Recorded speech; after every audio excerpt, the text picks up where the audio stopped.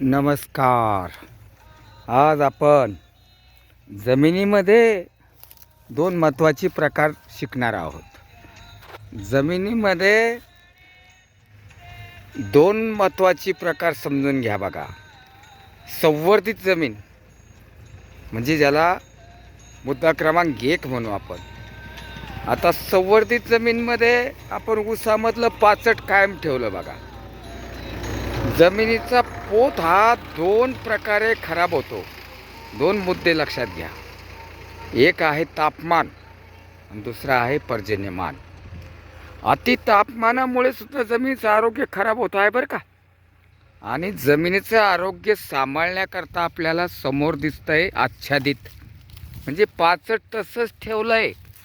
पाचट तसंच ठेवलंय ऊसामध्ये आणि ऊस एवढा वाढून आला बघा.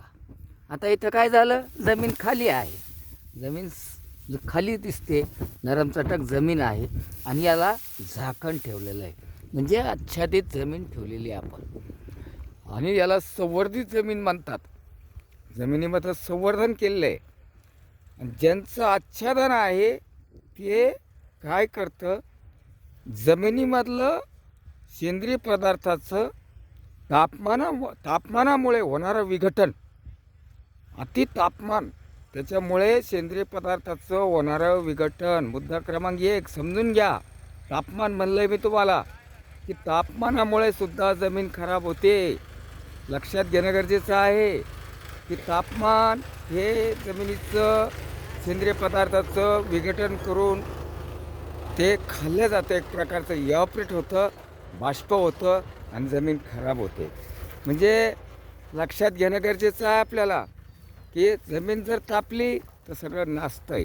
म्हणून संवर्धित जमीन बघतोय आपण. ही मला एकच म्हणायचं आहे की या दोन मुद्द्याला जर आळा घातला आपण तर आपण आपली जमीन वाचू शकतो बघा. म्हणजे आच्छादित म्हणजे संवर्धित. दुसरं आच्छादन जर असलं तर पर्जन्यमान मी दुसरा मुद्दा म्हणलं आहे की पाऊस काय करतो, भला पडतोय पाऊस आज आणि पाऊस पडल्यामुळे जमिनीची घळ होते. गळी झाल्यामुळे वरचा सेंद्रिय पदार्थ वाहून जातो आणि वाहून गेल्यामुळे जमीन नापीक होत चालते.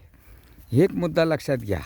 मी पहिल्यांदाच म्हणलं तुम्हाला की जमिनीचं आरोग्य दोन मुद्द्यामुळे होतं. एक तर तापमानाती बदलत्या हवामानामुळे अतितापमान आणि बदलत्याच हवामानामुळे अतिवृष्टी. कमी वृष्टी असली, आच्छादित असली तो ओलावा उडून कमी जातो. म्हणजे अशा पद्धतीचं आपण जे समजून घेतलं. पहिला मुद्दा तापमान, दुसरा अतिवृष्टी आणि यासाठी आपल्याला संवर्धित शेती म्हणजे आच्छादित शेती. म्हणजे सेंद्रिय पदार्थाचं कर्बामध्ये रूपांतर तर होतंच की सेंद्रिय पदार्थ तयार करण्याकरता पालापाचोळा पाहिजेच आपल्याला. म्हणून ऊसाचं पाचट न जाळलेलंच परवडतं. एक ऊसाचं शेत बघितलं आणि त्याला सांगितल्याप्रमाणे त्यानं तसंच केलं आहे. थोडंसं याला पास्टाला हलाहला केली की ते काय होतं, पूर्ण पास्टाचा थर आणि माती एकत्रित होऊन कुजण्याचं प्रमाण वाढतं आहे बरं का. वर तसं पाचट ठेवलं आपण, कुट्टी नाही केली की मग वरचा पास्टाचा थर तसाच राहतो. थोडीशी माती लावून दिली की ते कुजत राहतं, डिकंपोज होत राहतं. अशा पद्धतीचं एक चांगलं मुद्दा आपण लक्षात घेतलाच.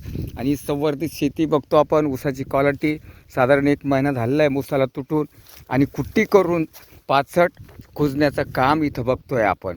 जसं आहे तसंच आणि अति मशागत नाही म्हणजे संवर्धित शेती. आणि मुद्दे 2 समजून घेतले आपण.